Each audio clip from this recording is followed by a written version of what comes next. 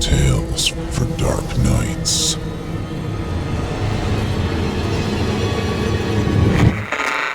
Want to make sure you never miss a Chilling Tales for Dark Nights video again? Be sure to subscribe and hit that bell to turn on notifications.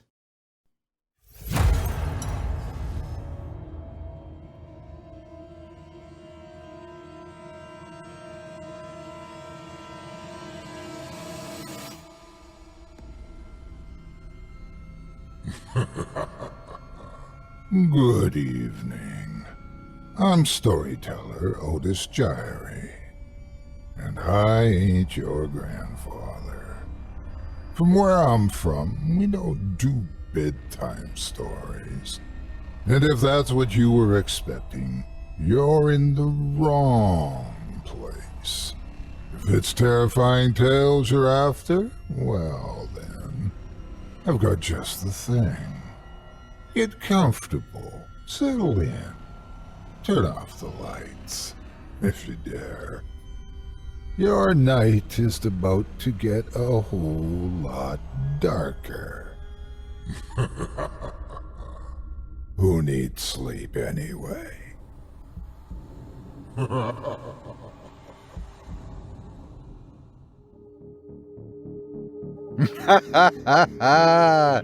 Good evening.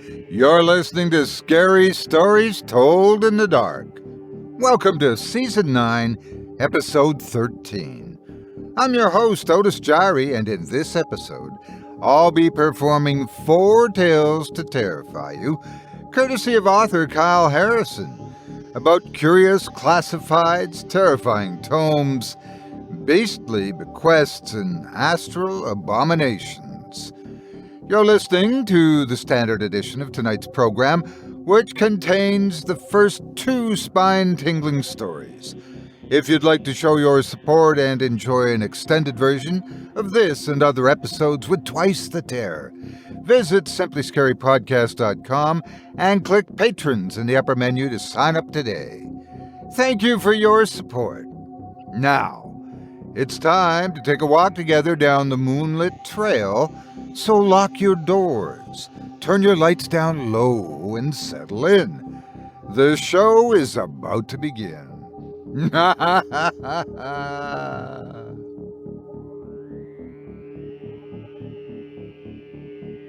Need a job? Sure, we all do, and sometimes there are some real gems in the classifieds. Some offer excitement, adventure, riches, though the job itself can be murder. In our first Kyle Harrison tale, we see that there are some jobs that are more trouble than they're worth. But somebody's got to do them. Without further ado, I present to you Housekeeper to Hell.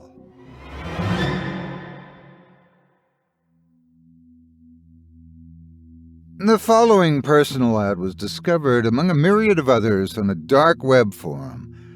It was connected to a local string of murders by the Rochester Coast Police Department. It's being made public at the request of the Chief of Police. Any information pertaining to this case is greatly appreciated. I'm seeking a full-time housekeeper to stay overnight every weekday and lock me in the basement. No experience required. My name is Matthew Connard, and I've lived in the town of Rochester, New York for a lot longer than most. Perhaps even longer than the town itself. That's thanks in part to my strict diet and exercise, but most of all, I owe it to my former housekeeper, Bernard. Very few people understand me the way Bernie did, and I'm afraid now that he's gone, I'm at odds with what to do. This has been very difficult to come to terms with, especially the manner of his passing. So even discussing the subject brings back old wounds. Seeking the sort of companionship and mutual trust that we had is something that doesn't come naturally to me. When they were alive, my family was always the sort to maintain a strict balance of power over the people that we employ, and I've worked hard to break that trend. They treated the staff like they were servants, often belittling them and sending them to other parts of the house when guests were present. Better to be seen and not heard. They are worse than roaches, my father said. He never once considered that the staff was the reason we managed to keep our secret safe for so long. Without going into too much detail, it was for those very reasons that my father lost his life. Back to the topic at hand, though. I can't honestly expect a newcomer to understand me the same way that Bernie did. That way that we got along over the years. As soon as a new hire arrives at my mansion, I can't help but feel uneasy. There will be a list of guidelines that I expect them to obey, and questioning them isn't exactly something I would recommend. In order to fully understand the criteria for this job, I think it would make sense to go over these now. I've never been one to skirt around the issues that my family faces, so let's cut to the chase and admit that I have problems. First and foremost is the fact that at 7 o'clock sharp, they are to escort me to the basement and promptly lock me in that room until morning. There can be no room for error in this. I'll reiterate this time and time again, because it's this rule that is above all others and cannot be willfully ignored. I know that in the past, before Bernie, I've had housekeepers consider waiting until 7:30, or even barely 13 minutes past 7. It doesn't really matter. There was even a moment when Bernard had gotten a call around 7:03, and he came into my study to find that it had already happened. The poor man experienced severe burns and lacerations. I literally had to beg him to stay. All of this because he failed to heed the simple instructions which I've provided. As you can see, a single minute, perhaps even down to the second, can be the difference between life or death. I've enough scars to prove that on my body. Bernard was actually one of the lucky ones. Well, until he wasn't. I'm sorry. The fact that I know I'm the cause of his demise sorrows me so, and it makes it difficult to focus, but I will try. The process with which you'll need to escort me is quite simple, but for the sake of clarity, I'll go ahead and explain the instructions step by step. Usually I have dinner around 5:30. This is the perfect time to obtain my medicine and place it in my food. I will, of course, try to persuade you to do otherwise, but you should insist and remind me that if things were different and Bernie were here, I would listen to him. It might be better if you fool me and pretend that you did not place any medicine in the meal to begin with, although, to be honest, I think my heightened sense of smell would recognize the falsehood. Remind me that I heeded the orders when Bernard gave me the pills. Of course, that isn't true. There were plenty of times that Bernard literally had to hold me down on the floor and press a knife directly against my neck to get me to take the pills. It was grueling to endure. Even then, there were times the medicine did not do the right thing, and I found myself having to pay him double for the nightly routine. I can't specify exactly why things go wrong at times. It's not something that I completely understood, to be honest. I suppose if I did, Bernard would be alive and I wouldn't need to fill out this personal ad. I wish nothing but safety and security upon anyone, especially if it is the kind soul like he was. Bernard was patient. Having been in the military for quite some time, he didn't hesitate to tell me that he had seen some things. But each time things went wrong, I could tell he was leaning closer toward not wanting to be in my employ any longer. It can push a man to the extreme, dealing with what I'm going through. To put it bluntly, I undergo what some might call a transformation. The old legends made it seem like this only happened during the full moon, but I can assure you it is a ritual I must undergo on a daily basis. It's painful, it's visceral, and it will likely result in broken bones and torn skin on a variety of occasions. I won't sugarcoat any of this. What happens to me will be frightening to you. You'll likely consider leaving after the first night if you even last that long. Please note, I'm willing to pay extra if you have the resolve to stay. Once I've taken my medicine, you'll need to drop a warm bath and take the dogs for their walks. The dogs shouldn't be anywhere near the house at night. They aren't safe near me, and quite frankly, neither are you.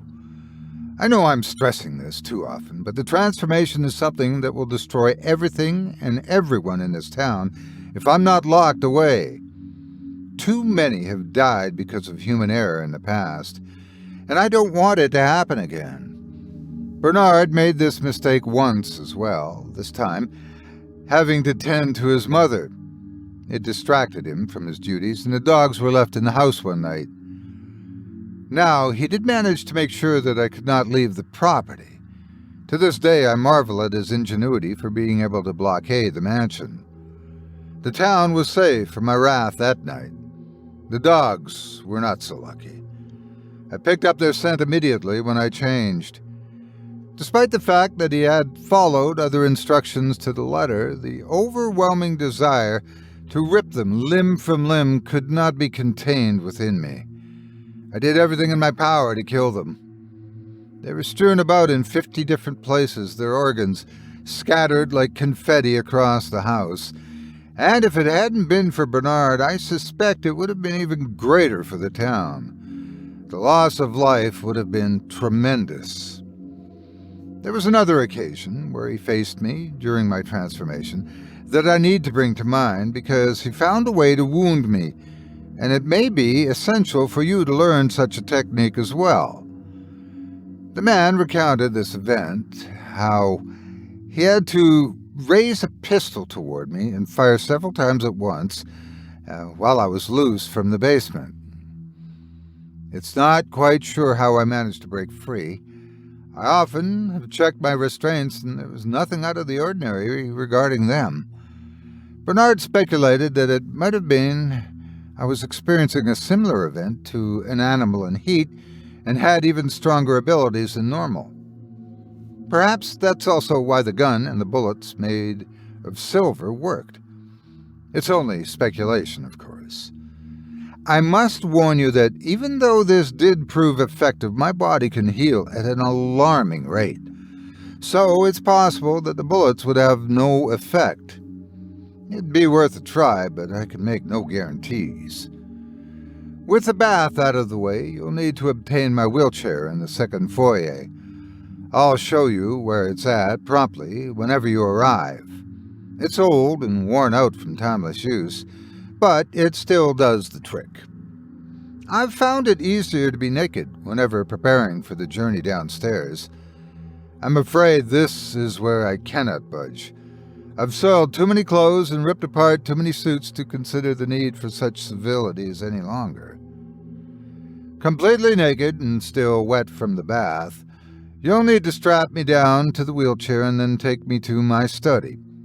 I love to try and look up at the stars shortly before going down below. Bernard was always kind to offer me a towel, but honestly, it just made me become more infuriated. Anything near to me could easily be torn apart, and ruining fine linen is a practice that I hate repeating. There may be a need for you to show extra restraint at this point, because you might find me in a fit of hysterics or foaming at the mouth as the hour approaches. In such instances, it's better to err on the side of caution and simply escort me to the basement early. I know you may ask yourself, why not simply go to the basement even earlier? But I'm afraid that's not how the process works. If I go too early, the change will not happen at all, and then it could trigger more quickly under the light of the moon. I'm afraid that I can't completely explain how all this works, even though I've lived with the curse all my life. All I can say for certain is moving too early will be catastrophic. Bernard made this mistake as well, presuming that something had changed about the routine when one night he saw me convulsing. It wasn't typical during my transformation, so he contacted the emergency services to seek aid.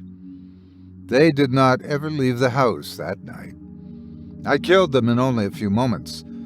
The smell and taste of their blood satisfied me from roaming the entire countryside, But I know the experience traumatized Bernie. In fact, that was the first time Bernard insisted that he wanted to resign from his tenure. But I told him that he couldn't. Leaving me alone to my own devices would mean more people like those poor paramedics would find themselves with their skin turned inside out and their eyes gouged out. I used their pain and suffering as an example of what could happen on a much grander scale. I'm not in control of my body. I can't stop myself once the change occurs. Now, another aspect of this entire process is making sure you have the key for the basement itself. The key to the basement can be found quite readily in my safe in the study.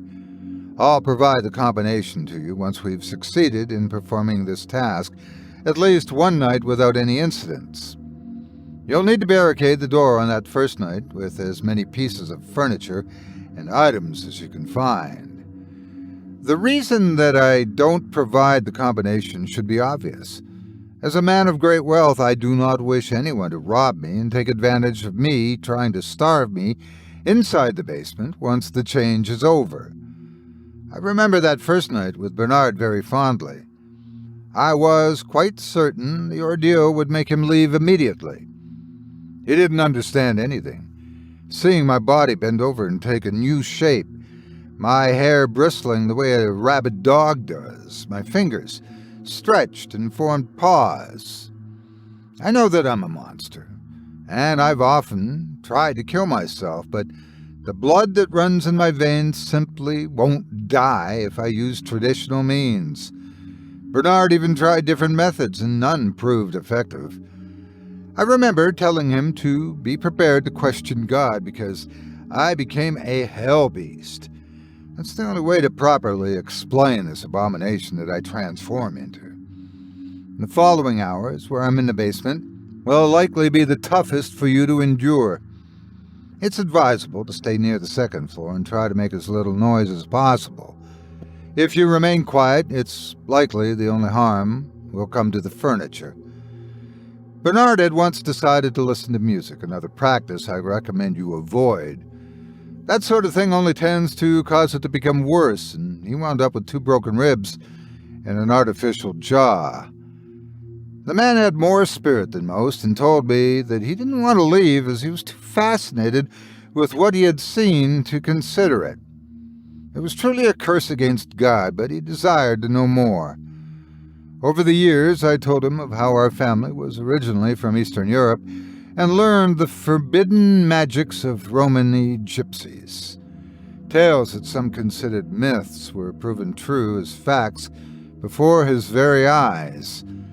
He knew not to question my words based solely on the change alone. There will also be screams, by the way. There will be noises that you have never heard before in your life. I will beg you to let me out. It will happen on a regular basis. Even when I'm completely transformed, it would seem that I am able to mimic any human voice and sound perfectly normal. Do not listen. I will stress this again. Please ignore me. Bernard did not do this on the night that he died. The noises will grow louder. You might even be tempted to leave my property. That will be fatal to you as well, though. The dogs won't let anyone leave overnight, and they often will join me in the hunt. This is why I insist on everyone staying indoors. You can't let me out of the basement until the dawn is broken through the clouds. On the day he died, Bernard unlocked the door to see if somehow things had changed, and I was returned to my normal self before the waking hour. I remember seeing the terror fill his eyes as he realized this time he wouldn't be able to survive his failure. He was solely concerned for my well-being and had not waited long enough. I will admit that the man fought valiantly despite his age and even got in a few good jabs. Were it not for the strange blood that goes through my veins, I know that it would have caused lasting harm. I know that all of this likely sounds very unsettling and perhaps upsetting to anyone that reads it. Some may even venture that these are just the ramblings of an old man. I completely understand if you decide to reconsider the position that I'm offering, but the pay is considerable, contingent, of course, on your survival of the first night. I'll see to it that you live like a king. I think that's what made Bernard stay so long. I think he was both fascinated and in need of financial assistance. I offered him both, although this is quite useless now, since there isn't even his body to purchase a coffin for. The taste of his organs was quite intoxicating, I must admit. It has made me hunger for more. This is why filling the position is imperative. Bernard died on this previous Friday, meaning that there's little time left before the change occurs. I may be mistaken, but I believe the consumption of his body has also made it worse. Before this occurred, it had been quite some time since I'd had such a satisfying meal, and I think this will only intensify during the next cycle. I need someone soon, by the start of the week at the latest. If I'm left to my own devices, will be destructive, not only for me, but also for the entire population of Rochester. There are approximately 2,000 souls here that I could hunt and kill. I wish I had the willpower to actually lock myself away and throw away the key. Perhaps when you arrive, you can attempt to do that as well? Part of me is eager to see you try. If you can come immediately, I'll meet you at the train station, and we can discuss all the finer details of this arrangement. I'll offer you food, clothing, a roof over your head, and enough stories to last a lifetime. You can say that you met a living monster. Perhaps you'll know of a means to try and kill me. That would be of interest to me as well, since I feel I'm at the end of my rope. Before we return to the mansion, I've one final request. That we lay down some flowers at the grave I erected for Bernard. Truthfully, no man understood me as he did, and I hate that I destroyed his precious life. Please hurry. There isn't a moment to waste. I can already feel the change taking over. Yours truly, Matthew Kennard. Despite a thorough investigation of public records and police reports, no verification of any information provided in this post has been found to be factual, except, of course, the references to the murders within the area. Police speculate that the killer may be attempting to hide their true identity by using historical information and names of deceased.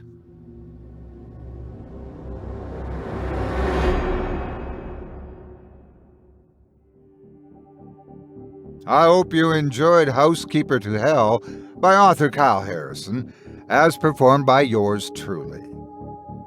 If you enjoyed that first tale and would love to read more from tonight's very talented feature author, you can help support him by visiting simplyscarypodcast.com/Harrison.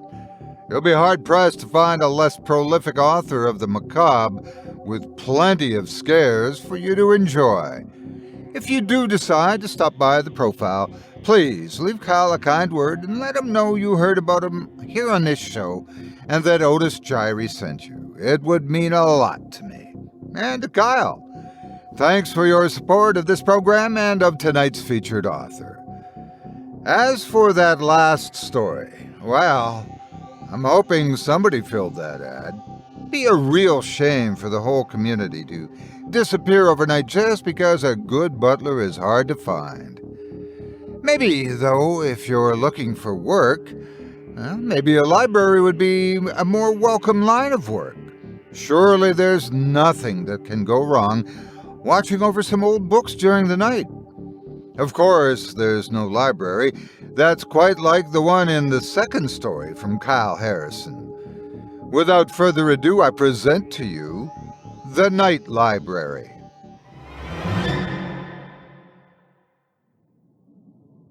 The downtown library was always a comfort to me as a young schoolboy. Often getting picked on by bullies, I'd hide away in the recesses of the stories I found there, imagining a lifetime of adventures I could never have. Perhaps my favorite collection of works was one that never left the building at all. It was a large leather-bound volume of children's tales that was in the antique section of the archives, a place where most kids weren't allowed to go. Mr. Newscomb, the head librarian, knew me well enough to let me back there because I never took anything without permission. Besides that, as I mentioned before, the book that I loved was actually chained down to one of the reading tables. Mr. Newscomb told me the reason for this was because the book was very old, dating back to the late 15th century and one of a kind, so I never really questioned it. All I cared about was sitting down and reading the stories and just getting lost in the pages as I went on, with adventures in my mind over and over again. Eventually, I got older, graduated, and found myself in need of a job. I figured there'd be no better place for me than interning at the library. I wanted to make books my life. They always kept me safe, and I felt at home when I was there, so it wasn't really a question of if I would do it, but when. Getting the position was easy.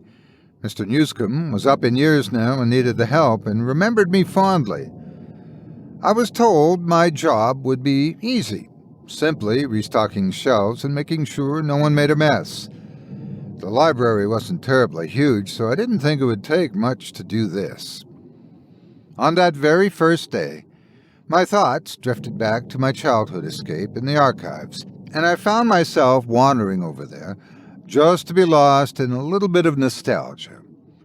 As I touched the old copies of favorites on the shelves, my eyes wandered to the reading table, where I would often read that one special book, and felt a pain deep in my soul. The book was gone. All that was left was the rusted chain where it had once been held. At the end of my shift, I asked my new manager about it. His response was exactly what I expected. Someone had stolen the book a few years back. Then he told me that he thought it was better that way, that the book was gone. How can you say that? I used to love those stories, I told him. There was something strange about the old children's collection, he admitted. He didn't know exactly what, but he always felt that it was not meant to be read at all. The way he talked made it sound like the book was full of curses and magical spells, and it made me second-guess what I'd read all those years ago. Still, it's a shame that it's gone. If only there'd been good security back then, I told him. The conversation actually reminded me of something important, and he asked me if I minded working as a guard for the library on a nightly basis, instead of just being a stock clerk. The hours wouldn't be too great, but the pay would compensate for it. Plus, he knew that he could trust me with his merchandise. I told him I'd do it, even though I was exhausted from my first shift. I couldn't turn down the opportunity. Plus, it still made me so upset to imagine that my favorite childhood book was stolen. This gave me a chance to prevent other irreplaceable classics from being snatched as well, although I didn't expect there to be any break-ins anytime soon. So when he locked up the building, I grabbed my few stray magazines to keep myself awake and watched the television in his office as a distraction. Not long after he was gone, the automated lights shut off and the library was engulfed in darkness. I'm not sure why, but the feeling of being isolated in such a wide-open space made my skin tingle. It felt odd. Still, the library was quiet and peaceful, so much so that it was difficult to stay awake. After about 2 hours of forcing myself to try, I decided to get up and drink a little water. I figured running to the bathroom would help with the situation. About halfway there, I heard this strange low noise, the kind that you might hear when a house settles in the middle of the night. Except I had to remind myself this building wasn't made with the same materials as a regular house, so it shouldn't have made such strange sounds. Immediately, I got up and grabbed my smartphone to shine a light down one of the carpeted aisles. Nothing. It looked just as peaceful as it had before. At first, I tried to ignore it. I just went back to archiving the old books and trying to put them away. It It was strange wandering the aisles in the dark and trying to find things. Everything that had once been familiar was strange to me. About every 10 minutes, this strange groaning would return, and it would get louder. It was coming from the antique treasury. I thought about the collection that had been lost, and immediately started heading that way. Maybe it was another thief coming to steal a valuable manuscript. I didn't have anything to defend myself with. I didn't know what to do, except that I had to protect these books. I cautiously stepped into the room, using my tiny phone to illuminate the old leather bounds, and paused as I saw the gleam of metal against the surface of one book. Getting closer, I recognized the rusted chains in the table as being the same from my childhood, except that now, suddenly, the book I cherished had returned. In fact, it looked like it had never left at all. How could that be? I knew I hadn't seen it earlier in the day. Had I been in the wrong room? I looked around again, second-guessing myself and feeling confused. Was it simply so late that my mind was playing tricks with me? For some reason, Mr. Newscombe's warning about the book popped into my mind as I touched its edges. Was it possible this book could be affecting my thinking? Impossible, I told myself, as I slowly opened the pages. I would simply need to review just one story inside, and it would show that this was nothing more than a children's classic. I flipped through the volume and chose a tale at random. The Midnight Shadow, one of my favorites. I remembered every detail as plainly as if time had never passed by. The story was short and simple, but also elegant and powerful. A young boy was running away from home trying to find a better life, only to be confronted by a dangerous creature that lurked in the darkness and discovered that life, the one he left behind, was more promising than he realized. For a young boy growing up dreaming of adventure, it was a solid life lesson to discover sometimes the grass wasn't always greener. Just as I finished the story, I heard this strange rattling in the lobby and turned about sharply, worried that my initial suspicion of a thief was correct. As I closed the book, I thought my eyes were playing tricks with me in the library aisles. The shadows looked like they were moving. Slowly, I stepped into the main auditorium, feeling suddenly uneasy in the same space that had once been my sanctuary.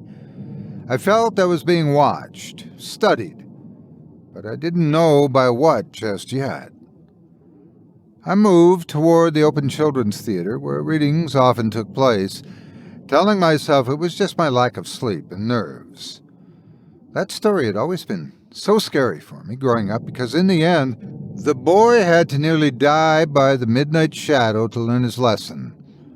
And now, as I stood in the center of the empty library, I was sure that same creature was watching me in the darkness. I could see its eyes roaming the empty spaces of the dark, taunting me as though it was about to strike. Was this a figment of my imagination, or had the story itself come to life? I soon found out the answer as it stepped into the dim light and took form. It was at least 12 feet tall, with gleaming claws and sprawling legs.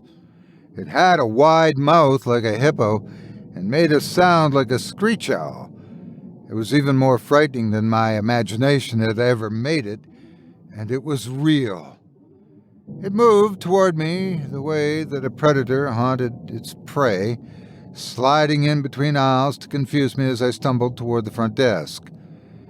My mind was fumbling to recall in the story how the protagonist defeated this beast. It was a simple solution, but at the moment, being confronted by this thing, my mind was blank. I pushed furniture aside and toppled over stacks of books to try and slow it down, but the shadow just kept coming undeterred. The only thing it cared to do was swallow me whole. I don't want to die. I have too many adventures I still want to go on. I thought to myself as I made it to the front desk and hid under the counter. The massive creature swirled about like a storm cloud, bellowing and reverberating the air to try to draw me out with incessant and confusing noise. I blocked it out and thought of the story. The main protagonist ran until it was daytime, the creature drowning in the daylight. And then I remembered that the library had a basement generator. I waited for a few moments until the living shadow changed its tactics and began to actively search for me again. Then, when I knew the coast was clear, I made a run for it. The basement was not far from where I was hiding, just a small set of stairs that led into an alcove directly below. I was fortunate that Mr. Newscombe hadn't locked it. Once in the darkness below, I fumbled about on the wall to find the generator switch even as I heard the shadow getting closer. As a living darkness, it could twist its forms to fit any place, and easily sniffed me out below. Its gleaming eyes filled with anger as I hurried to find the switch. Its eyes opened, and I saw millions of stars twinkling. Then, at the last second, I found the generator and activated it. Light flooded the basement and the rest of the library. Immediately, the shadow dissolved, shrieking into the empty air as it was destroyed, and I caught my breath. For a few moments, I wondered if what I had experienced was even real. Then I heard a voice from above. "Mr. Newscombe?" "You're already here?" I asked in surprise as I came upstairs and saw the mess of the library. The shadow had made sure to make my job look like I was slacking off, especially because the night was apparently already over. My entire shift had passed by in mere moments. I'd experienced the story becoming reality, and it altered everything as a result. Of course, the owner was curious about my explanation for the mess, and I wasn't sure if he'd even believe the tale, so before I responded, I went to the archives to check to see if the chained book was there. Once again, it had vanished from sight. It was then that I worked up the courage to explain the strange things that occurred while he was gone. Mr. Newscombe didn't interrupt as I explained how the story had come to life and tried to harm me. In fact, when I finished, he admitted that he wasn't surprised to hear this would happen. He reiterated what he had warned me about, the book, before, and then admitted something that struck me as odd. Besides me, as a child, no other customers would ever bother the chained book. It was as though the mysterious fairy tales were calling out to me, tempting me to read more. As long as I told their stories, they could continue to exist, Mr. Newscombe told me. I didn't understand what he meant, but the following night I would learn. I thought about his words all day until it was time to clock in, wondering if the book would reappear in the darkness. I waited patiently, perhaps anxiously, to see if it was true. Then I heard the strange noises, and the hair on the back of my neck stood up. The book had returned. I hurried to the archives and decided to see if another story would come true. I had to know if this book was taking a part of my soul. The story I chose was called The Stone-Eyed Serpent, a terrifying tale about a monstrous serpent that would make anything it bit turn to stone. There was no way this could become reality, I told myself. I was convincing myself that these stories were just figments of my imagination. That's all it was. Then I heard a rustling in the library, as though something ancient had suddenly been awakened. I closed up the book hurriedly and went to look. Was it really the giant snake come to attack? I didn't see anything in the shadows, and for a moment I was sure that it was all in my head. Then I heard its vicious hiss as it filled the air. The creature was here. I stood still, watching as it slinked out of the shadows and towered over me. It looked like it could crush the entire building. Its gleaming eyes told me that it was there to kill me, nothing more, nothing less. I had to run. But where could I go? My feet took me to the other side of the library as fast as possible, but the serpent was faster. It whipped through the aisles and began to coil around me, its fangs showing me that they were dripping with the magical poison. I thought back to the story, knowing that if I had to offer it something to defeat it. But what did I have? I only had my body. I stuck my hand out trying to shield my face as it sprung forward and latched onto my fist. It clamped its jaws closed and I screamed out, kicking and screaming as the venom went straight into me. Before I knew what was really happening, my hand was back and I saw that it was turning to stone. The snake seemed to be laughing at me as it slithered back to the shadows, its job done, giving me a reminder of what this powerful book could do. I watched in horror as my hand turned to stone, and I frantically wondered if it would spread to the rest of my body. I had to act quickly. Moving toward the front of the library, I got my cell phone ready and called 911 as I prepared to slam the front door and take my hand off. It was the only chance I had at survival. I closed my eyes, said a prayer, and screamed as it shut, and my body was severed from the poisoned hand. I blacked out shortly after that. When I woke up, the hospital told me that I was lucky to be alive and that I would be under psych evaluation for 72 hours because the injury was considered self-harm. Mr. Newscombe came to visit me, though, and to my surprise, he brought a gift. It was the chained book. I actually recoiled in terror when I saw it. "Get that thing away from me. It needs to be burned, destroyed somehow. It's a curse," I screamed as he shut the door and we were alone. He smiled and placed the book down, shaking his head and telling me that he'd tried to warn me. Then he explained how he knew of the book's power. It had been his curse, too. Many years ago, he had come to the library and been fascinated by the ancient collection. Not realizing the more he read, the more he was bound to the library and forced to keep the stories alive. He wondered if the curse would ever end, and then I came along, a young lad that had a curious mind like his, and now the curse could be passed on and he would be free. As he finished telling me all this, I saw his body deteriorate and fade away. It was becoming ash or dust. A collection of stories now suddenly turned to nothing, forgotten and abandoned just like his cursed tome. And now I'm the one that must tell these stories. Despite everything that I knew was real, I did try to escape and never return to the library, but the book controlled me in ways I couldn't expect.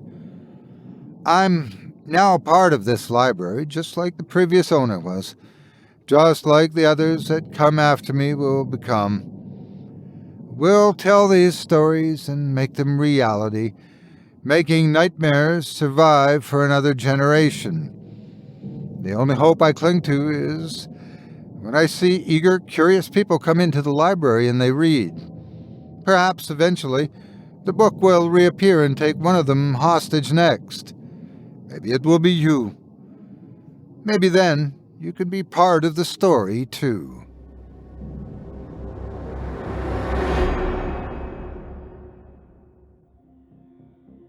I hope you enjoyed The Night Library by author Kyle Harrison, as performed by yours truly. If you enjoyed the tales you've heard tonight, I'd like to remind you one last time that tonight's featured author can be found by visiting our website. Just visit simplyscarypodcast.com/Harrison. Looking for the terrifying, the unusual, the weird, or simply just more reasons to be up at night? Kyle has something for your mind to snack on as it wonders what's moving in the shadows of your bedroom. Believe me.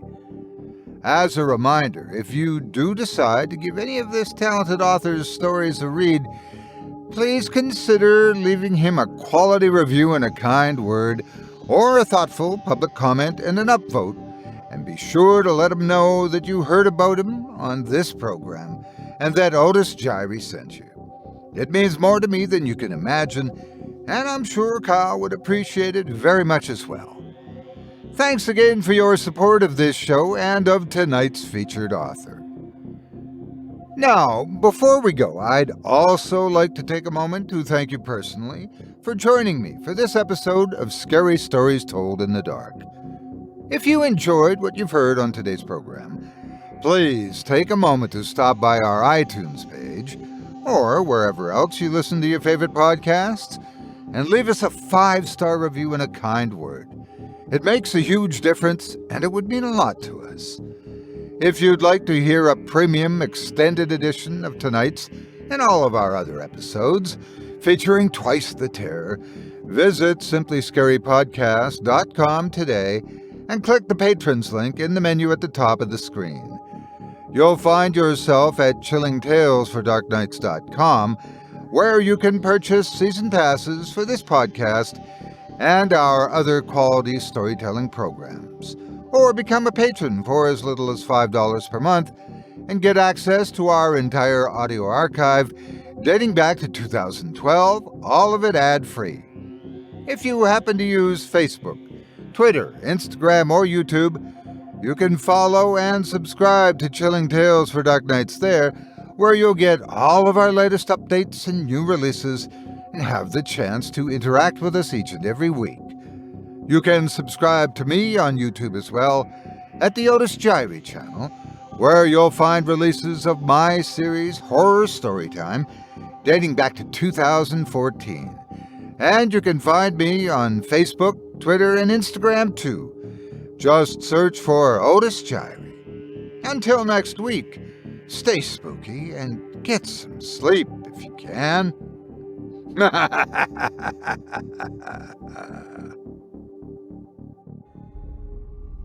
Thanks for listening. You've been listening to Scary Stories Told in the Dark, a production of Chilling Entertainment and the creative team at Chilling Tales for Dark Nights, and a proud member of the Simply Scary Podcasts network. Visit simplyscarypodcast.com today to learn more about our network and our other amazing storytelling programs. Tonight's program was hosted, and its featured stories performed by yours truly, Otis Jiry. Selected stories have been adapted with the kind permission of their respective authors. Original music provided by Luke Hodgkinson and Jesse Cornett. Sound design and final mixing and mastering provided by executive producer and director Craig Groshek. Program's artwork and logo by David Romero. If you're looking for some fresh tales on a daily basis while waiting for the next podcast, check out my YouTube channel, the Otis Jiry channel, and my extensive collection of narrated tales there. Simply search on YouTube by my name, and you'll find me. And don't forget to subscribe and press the bell notification icon to get my latest releases. Got a scary tale of your own that you'd like performed? I take submissions. Email it to me today at otis@simplyscarypodcast.com to have your terrifying tome considered for production in a future episode of this show. That's otis@simplyscarypodcast.com. If you've enjoyed what you heard on tonight's program and are joining us on your favorite podcast app, subscribe to us to be sure you never miss an episode, and leave a 5-star review and a comment. Your feedback means a lot to me. You can also follow Chilling Tales for Dark Nights and yours truly on Facebook to connect anytime and get the latest updates on this and other programs and my channel. If you're listening on the Chilling Tales for Dark Nights YouTube channel, do us a favor and hit the subscribe button and the bell notification icon for ctfdn as well to get more spooky tales from me and the crew and another episode of this program each and every Wednesday. And don't forget to hit that thumbs up button to tell us how we're doing and leave a kind word or a request. And don't forget to visit us at chillingtalesfordarknights.com and consider supporting the team by becoming a patron. In addition to helping us out, you'll get exclusive access to our audio archive and ad-free downloads of all your favorite stories, including those you've heard on this program. As for me, I'll be back next Wednesday with more terrifying tales to keep you up all night. But that's all right. Who needs sleep anyway?